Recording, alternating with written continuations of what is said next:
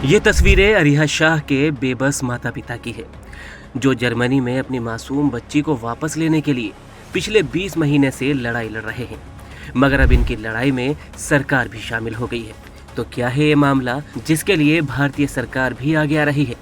दरअसल मार्च 2023 में miss Chatterjee versus Norway नाम की रानी मुखर्जी की एक फिल्म आई थी, जिसमें एक मां के अपने बच्चों को वापस पाने के लिए उसके संघर्षों को दिखाया गया था। रानी मुखर्जी की फिल्म के बाद से ही अरिहा शाह की कहानी ने भी रफ्तार पकड़ ली है। जर्मनी में एक देसी बच्ची अपने घर वापस जाने के लिए तरस रही है और उससे ज्यादा तड़प रहे हैं उसके माँ बाप। जर्मनी ने अरिहा शाह नाम की बच्ची को उसके माँ बाप से लंबे वक्त से अलग किया हुआ है। बच्ची की मां ने बताया कि जब अरिहा 7 महीने की थी तो उसके डायपर में खून दिखा था। वो बच्ची को डॉक्टर के पास ले गए तो उसने कहा कि सब ठीक है। बाद में जब फॉलोअप के लिए बच्ची को चाइल्ड सर्विसेज को दे दिया गया तो उसके बाद माँ बाप पर यौन उत्पीड़न के आरोप लगा दिए गए और बच्ची को उसके माँ बाप से अलग कर दिया गया।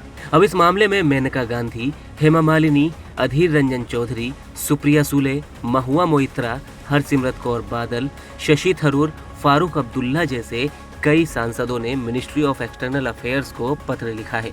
इस पत्र में कहा गया है कि बच्ची को चोट लग गई थी, उसे अस्पताल में भर्ती कराया गया, बाद में उसे माँ बाप से अलग कर दिया गया।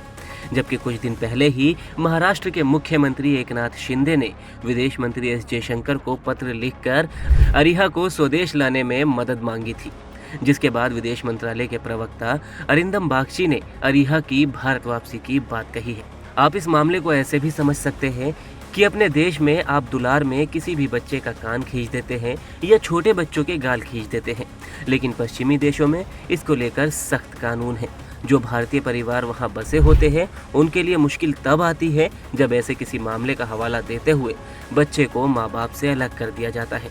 इससे पहले इसी तरह का एक मामला नॉर्वे से भी सामने आया था, जहां इसी तरह के प्रावधानों के चलते करीब 5 साल के आर्यन को अधिकारियों ने अपने कब्जे में ले लिया था।